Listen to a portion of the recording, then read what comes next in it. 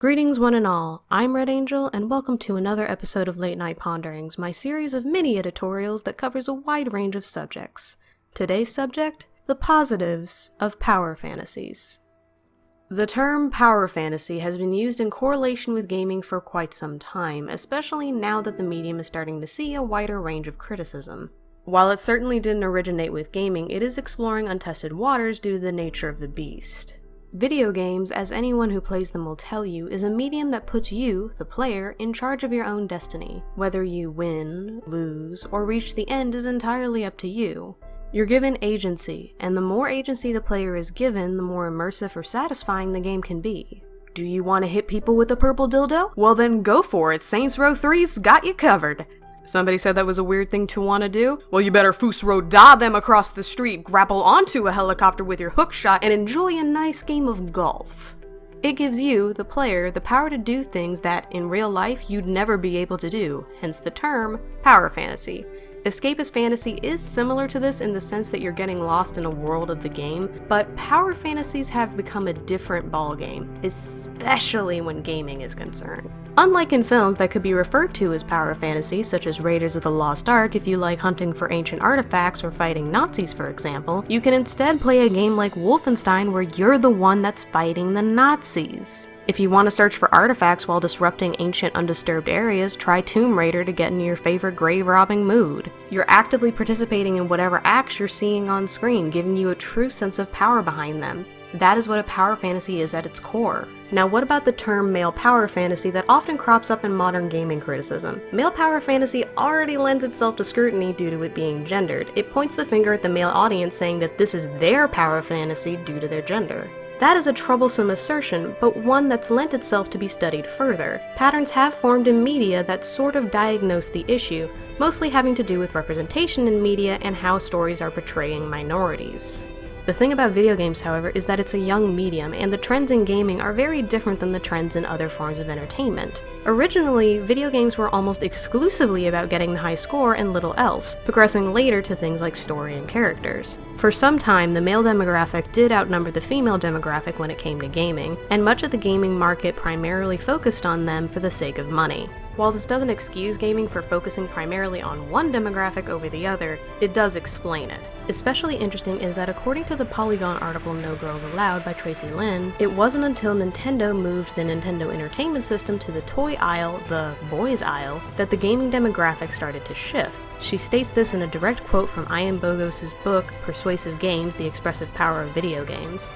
Nintendo re-established the favor of the toy business by presenting the Nintendo Entertainment System as more of a toy and less of a game. In the mind of retailers, nobody was buying video games anymore, but people were still buying toys. That shift to toy culture in the mid-80s with the NES and its followers, and then the shift to what we now call dude bro games happening in the early 90s, I think those two are the two most important marketing moments. And I think they're different from one another, Bogos says.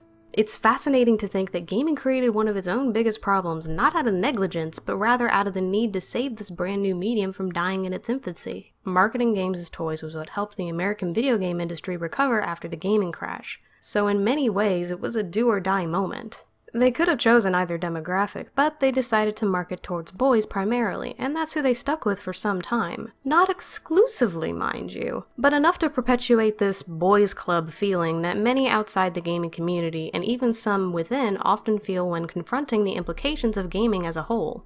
Video games as a medium have been a lot more focused on how they make players feel because game feel is a huge part of the gaming experience. By that I mean the mechanical feel being more important than anything else. Because for a time, mechanics were the main focus and they were concerned with a gaming style more based on sensation, skill, and risk-reward rather than an in-depth story. The exceptions to this, of course, being JRPGs. That means that they weren't thinking about having the option of running over sex workers and Grand Theft Auto could potentially perpetuate a male power fantasy where the man brutally disposes of a woman after he gets what he wants from her. It's a dark example, I know. But I also know if you're remotely familiar with the criticism of video games, you've heard it before and will again. The lighter side of a male power fantasy are simple things like getting the girl in the end or just beating up the bad guys to save said girl. What I find interesting is that in gaming, as of right now, there's not as many female power fantasies as there is in things like literature, television, and film.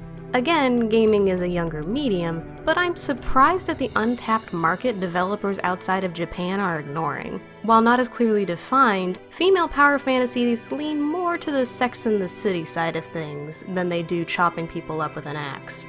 Which is something that I absolutely despise about the concepts of female and male power fantasies. To me, gendering power fantasies makes an already difficult topic even more difficult to talk about. At their core, power fantasies are supposed to be about feeling powerful. It's about wish fulfillment, and having that isn't necessarily a bad thing. I'd say that we need power fantasies to function in this world sometimes, because there's nothing worse than feeling powerless all the time. Throwing gendered power fantasies in there tosses a whole other ballpark of frustration, since it becomes less about power fantasies themselves and more about our perceived gender stereotypes on what women want and what men want. Which to me muddies the discussion to the point of swampy muck. And this is why I'm going to continue talking about power fantasies in a gender-neutral sense for the rest of this video, since I knew that if I didn't address the gender part, someone would inquire as to why I didn't. So now you know my thoughts on that, so let's continue talking about power fantasies. Anyways, when you get down to the foundation of power fantasies, it's a matter of what makes you feel good while you're gaming. Everyone has their own fantasies, and while there are some things that make us feel undoubtedly more powerful, like conquering our enemies, there's also things that make us uniquely feel like strong, unstoppable forces. It could be eliminating a difficult boss in Dark Souls, outwitting an opponent in Civilization, or beating a hard level in Cuphead. Power fantasies can stem from any of those things. It's not all about explosions and pretty ladies draped on either arm. This isn't the 90s or the late 80s anymore. Duke Nukem's power fantasy appealed to a lot of gamers at the time of its release, but luckily, our needs have evolved, while Duke hasn't. Which is partially why I think his new game didn't appeal to gamers as much as it used to. Well, that and the glaring bugs, but I digress.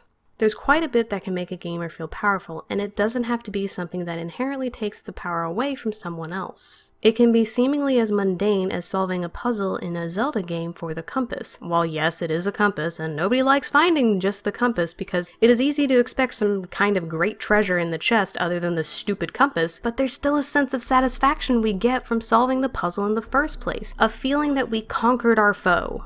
In Pokemon Puzzle League, where the objective of the game is to defeat your foe by solving puzzles faster than them, there is nothing more satisfying than hearing Ash's "Yeah, we won!" Or how about a more recent game like the Long Dark Survival Mode? After journeying through the freezing snow biting at your face for what seems like hours, hearing the sounds of wolves behind you as they chase you down, you finally get to your destination and you're able to light a fire, cook your food, and avoid the deadly risk of hypothermia. You conquered the wilderness and survived. All of these are forms of conflict that are usually used to move a story along. Man versus society in the case of Pokemon Puzzle League, man versus wild in the case of the Long Dark, are instead used to motivate you to continue to play to get to that resolved conflict and that moment of power achieved. The power fantasies depend entirely upon you, the player, and they're not bad things at their core. They're releases of frustrations or feelings of triumph that you may not have experienced in real life and you can get more of in the digital world.